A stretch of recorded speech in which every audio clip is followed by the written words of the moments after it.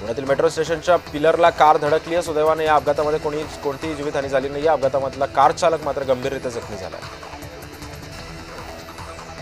नवी मुंबईच्या यादवनगरमधील झोपडपट्टीला भीषण आग लागली आहे। भंगार गोदामाला लागलेली आग झोपडपट्टीपर्यंत पसरली। आगीमध्ये 8 ते 10 झोपड्या जळून खाक झाल्या। पिंपरी चिंचवड महानगरपालिकेचा ढिसाळ कारभार समोर आलाय। रस्त्यावर पडलेल्या खड्ड्यामध्ये युवकाची संपूर्ण दुचाकी पडल्याचं धक्कादायक चित्र पाहायला मिळालं। यामध्ये युवक थोडक्यामध्ये बचावलाय। यामध्ये दुर्घटनेमुळे पिंपरी चिंचवड महानगरपालिकेच्या रस्ते दुरुस्तीचा कारभारावरती आता प्रश्नचिन्ह निर्माण झालं। दिल्ली ते जीएनपीटी डेडिकेट फ्रेट कॉरिडॉर रेल्वे प्रकल्पाचं काम प्रगतीपथावर आहे। कल्याणहून पलावाच्या दिशेने जाणाऱ्या मार्गावर निळजे पुलाची उंची कमी झाला असल्यानं सध्या पुलाची उंची वाढवण्याचं काम सध्या हाती घेतलं जाणार आहे। याकरता आता वाहतूक नियंत्रण शाखेकडून वाहतुकीमध्ये बदल करण्यात आलेला आहे। 7 ते 9 नोव्हेंबर या 3 दिवसांमध्ये पुलाची वाहतूक सुद्धा वळवण्यात आली आहे।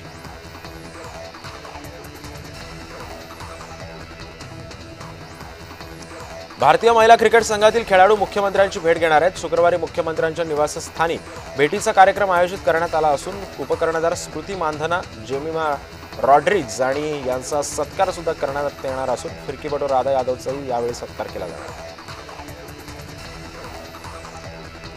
रामकुंड परिसरामध्ये दीपदानासाठी भाविकांनी गर्दी केली होती। यावेळी अनेक भाविकांनी रामकुंडावर स्नान केलं। त्यापूर्वी असलेल्या तिथल्या वस्त्रांतर गृहामध्ये महिलांना कपडे बदलण्याची बंदिस्त खोल्या उपलब्ध होत्या। मात्र गिरीश महाजनांनी हे वस्त्रांतर गृह पाडल्यानं महिलांची मोठी गैरसोय होती।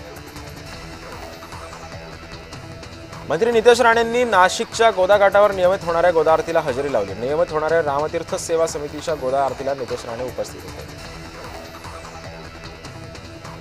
पुणे जमीन गैरव्यवहार प्रकरणी समिती गठीत करण्यामध्ये आलेली आहे। मुद्रांक शुल्क चुकवल्याप्रकरणी समिती तपास करणार असून 7 दिवसाच्या आत चौकशी करून अहवाल सादर करण्याचे आदेश देण्यात आलेले आहेत।